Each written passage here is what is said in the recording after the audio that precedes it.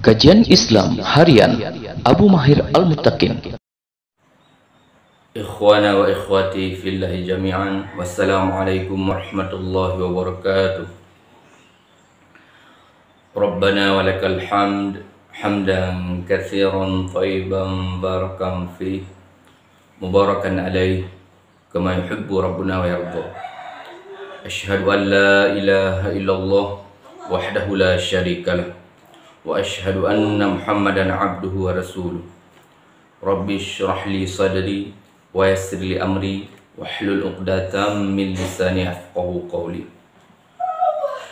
Puji beserta syukur senantiasa selalu kita panjatkan kehadirat Allah Subhanahu wa taala, yang mana Allah pada hari ini, pada kesempatan ini masih memberikan kita kesehatan, kesempatan dan semangat untuk kita mengaji, untuk kita menuntut ilmu bersama saya dalam kajian harian, bersama saya dalam kajian Islam harian Abu Mahir Al-Muttaqin. Kali ini kita akan melanjutkan pada materi kedua, yaitu materi kita tentang keutamaan ilmu. Sebelumnya kita sudah memberikan tausiah ataupun kajian dengan materi satu yang bertemakan ikhlas dan niat. Sekarang kita melanjutkan pada materi kedua, yaitu keutamaan ilmu. Pada tema ini Allah Azza wa Jalla membedakan antara orang yang berilmu dan orang yang tidak berilmu, yaitu dengan menegaskan dalam firman-Nya, Quran surat Az-Zumar ayat 9. A'udzu billahi minasy syaithanir rajim. Bismillahirrahmanirrahim. Hal yastawil ladzina ya'lamuna wal ladzina la ya'lamun. Innama yatadzakkaru ulul albab. Apakah sama orang-orang yang mengetahui dengan orang-orang yang tidak mengetahui? Sebenarnya hanya orang yang berakal sehat yang dapat menerima pelajaran. Quran surat Az-Zumar ayat 9. Kemudian Allah Azza wa Jalla juga menyebutkan keutamaan orang yang berilmu dalam firman-Nya yang lain, yaitu surat Al-Mujadilah ayat 11. Yarfa'illahu alladhina amanu minkum walladhina utul ilma darajat wallahu bima ta'maluna khabir.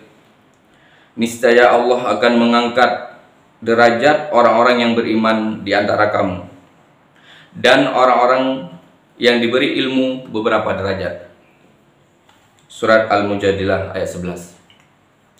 Maka dari itu Allah Azza wa Jalla memerintahkan nabinya untuk selalu berdoa agar diberikan ilmu dalam firman-Nya, wa qur rabbi zidni ilma, wa qur rabbi zidni ilma, dan katakanlah, ya Rabbku, tambahkanlah ilmu kepadaku. Allah menjelaskan ini dalam surat Thaha ayat 114. Tidak sebatas pada ayat saja yang menyebutkan keutamaan ilmu, tetapi dari hadis Rasulullah sallallahu alaihi wasallam pun banyak yang menjelaskan betapa mulianya berilmu. Di antaranya adalah hadis yang diriwayatkan oleh Muawiyah radhiyallahu anhu yang merupakan seorang sahabat Nabi. Ia berkata, Rasulullah sallallahu alaihi wasallam bersabda, "Man yuridillahu bihi khairan yufaqihu fid din." Hadis ini diriwayatkan oleh Bukhari dan Muslim, yang artinya, barang siapa yang Allah menghendaki kebaikan padanya, maka dia akan memahamkannya tentang agama. Jadi di sini kaum muslimin, kaum muslimat, sahabat Abu Mahir yang sangat saya cintai, Dalam hadis ini Rasulullah SAW mengatakan bahwa setiap kebaikan yang Allah sudah kehendaki kepada seseorang, maka Allah akan memahamkannya tentang agama kepada si fulan, kepada siapa saja yang mendapatkan kebaikan tersebut.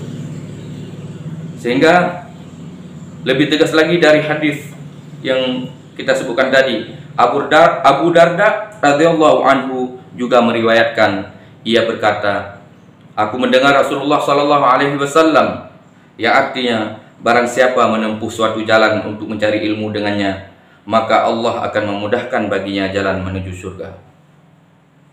Para malaikat akan membentangkan sayapnya untuk menuntut ilmu. Maksud saya, para malaikat akan membentangkan sayapnya untuk penuntut ilmu karena ridha dengan perbuatannya. Sungguh, seorang yang berilmu akan dimintakan ampunan oleh segala sesuatu hingga ikan yang ada di dalam air. Keutamaan seorang yang berilmu atas seorang ahli ibadah adalah seperti keutamaan bulan purnama atas semua bintang. Para ulama ialah pewaris para nabi, sedangkan para nabi tidak mewariskan dinar maupun dirham, namun mereka mewariskan ilmu. Maka barang siapa mengambilnya, maka ia telah mengambil bagian yang sangat besar. Hadis riwayat Abu Dawud dan At-Tirmidzi. Pahala ilmu tidak hanya didapat ketika dirinya masih hidup, namun pemiliknya sudah meninggal pun akan tetap mendapatkan pahala dari ilmunya selama ilmu yang ia miliki diamalkan oleh orang lain, sebagaimana Abu Hurairah radhiyallahu anhu meriwayatkan bahwasanya Rasulullah SAW bersabda, jika seorang manusia meninggal dunia, maka pahala amalnya terputus kecuali dari 3 hal, dari sedekah jariah, ilmu yang bermanfaat, atau anak soleh yang mendoakannya. Hadis riwayat Muslim. Kemudian dari beberapa dalil yang sudah kita sebutkan tadi, dapat kita ketahui bahwa ilmu syar'i mempunyai kedudukan yang agung di dalam agama kita. Allah telah menganjurkan dan memotivasi untuk menuntut ilmu, serta memberikan keutamaan bagi pemilik ilmu syar'i, utama untuk mendekatkan diri.